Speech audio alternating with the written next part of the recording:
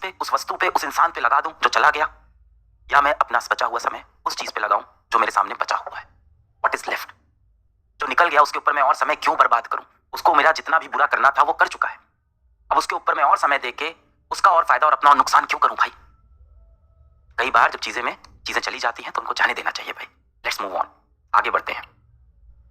नहीं बनी उनके साथ, नहीं बनी मैथ्स के साथ, आगे वाले सब्जेक्ट से बनाते हैं।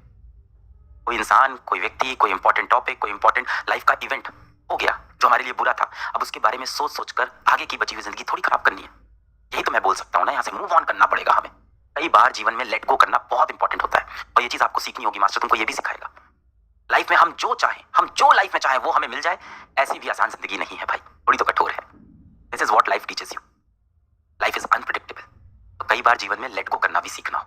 जीवन में सबसे इंपॉर्टेंट आपकी मेंटल हेल्थ, आपकी जिंदगी, आपके माँ बाप, ये चीजें इंपॉर्टेंट है। तो वापस से, हाँ मुझे पता है दुख हुआ है, मैं ये नहीं कह रहा हूँ दुख नहीं हुआ है, दुख हुआ है, रोना आ रहा है, कुछ बच्चों के पेपर नहीं अच्छे हुए हैं, मुझे पता है रोना आ रहा है, और रोना बहुत नॉर्मल है। जब आप किसी चीज के लिए रोते हो, इसका मतलब ये नहीं कि आप कमजोर हो, इसका मतलब आप उस चीज के लिए बहुत सीरियस थे। अगर आप किसी चीज के लिए रो रहे हो ना, तो ये नहीं दिखाता है कि आप कोई काया आदमी हो। अगर आप किसी चीज के लिए रो रहे हो तो वो ये नहीं दिखाता कि आप बुज़दिल हो, आप कायर हो, आप डरपोक हो। वो ये दिखाता है कि आपने संघर्ष किया था किसी चीज के लिए, आपने दिल से चाहा था किसी चीज को, आप सीरियस थे किसी चीज के लिए, वो आपको नहीं मिली। रोना आपकी सिंसियरिटी दिखाता है। वो बोलते हैं ना, man don't cry, man also cry. लड़का रोता है, दरवाजा बंद करके रोता है, अपने आंसू पोंछता है, बाहर आता है, फिर स्माइल करता है, दुनिया को झूठी स्माइल दिखाता है। आई नो तुम्हारे लिए बुरा हुआ है, तुम्हें बुरा लगा है, and master is very okay if you are crying, it's okay.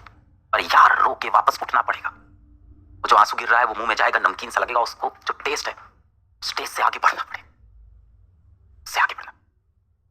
मैं भी जीवन में बहुत बार फेलियर देखा है, और ऐसे ऐसे फेलियर देखे हैं कि जहां से निकलने में मुझे जीवन में 4-4 साल लगे। एक मेरा ऐसा फेलियर, जब मैं साइंस पढ़ाने आऊंगा आपको अपनी एक ऐसी कहानी बताऊंगा कि मेरे को 4 साल लगे थे जीवन में एक बार कम बैक करने को। एक ऐसा फेलियर है मेरे लाइफ का जो मैंने आपको नहीं बताया। 4 साल लगे थे, मैंने इस बारे में कभी डिस्कस नहीं किया।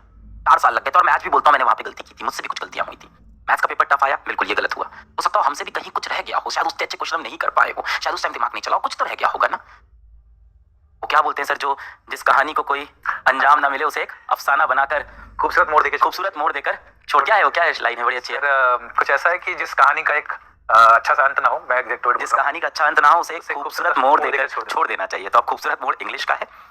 मेरी सारी दुआएं तुम्हारे साथ है, लग के मेहनत करो, वापस आओ, और this is what life teaches you. Life is unpredictable, life hits you when you are most happy. यही जिंदगी है। जब आप सबसे खुश होगे, लाइफ उसी समय आपके गाल पे आके एक थप्पड़ मारती है। यही जिंदगी है। तो वापस उठना होगा, फिर से लड़ना पड़ेगा, फिर से मेहनत करेंगे, फिर से लड़ेंगे, हार थोड़ी मान जाएंगे हम लोग। सर भी खड़े हैं, इसके बाद साइंस में भी मैं आऊंगा, सारे सब्जेक्ट पढ़ेंगे, मेहनत करेंगे हम लोग। Wish you all the best. अभी रात तक आप लोग क्लास तो लंबी चलेगी, चली रही है लंबी? हाँ सर, हो गया सर, वैसे खत्म पे होगा, थोड़ा बहुत बचा होगा। चलो सर, ऑल द बेस्ट। आपको तो अभी 2-3 दिन मेहनत करनी है, इनको भी करनी है, करते रहो मेहनत, मैं आता रहूंगा आपको मोटिवेट करने। Thank you sir, bye bye, all the best sir. Thank you so much.